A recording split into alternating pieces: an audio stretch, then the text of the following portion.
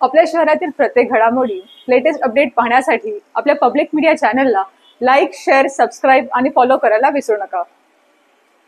शिवसेना उद्धव ठाकरे गटाचे नेते संजय राऊत यांनी परशुराम विकास महामंडळाबद्दल मोठं वक्तव्य केलंय।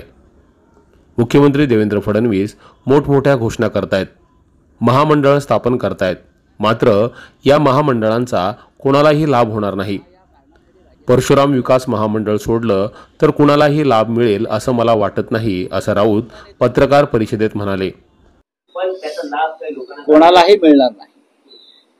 देवेंद्र फडणवीस फार मोठ्या घोषणा करतायत, महामंडळ स्थापन करतायत। एक परशुराम विकास महामंडळ सोडलं तर कोणाला फार लाभ मिळेल असं मला वाटत नाही।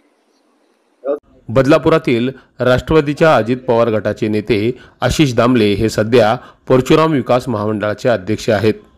आशिष दामले यांच्या माध्यमातून विविध योजना सध्या या आर्थिक विकास महामंडळाच्या माध्यमातून राबवल्या जात आहेत।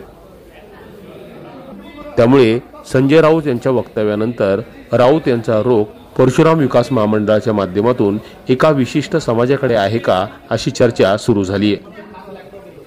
Public media, Mumbai.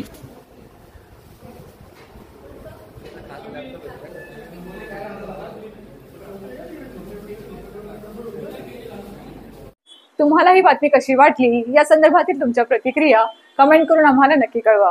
धन्यवाद।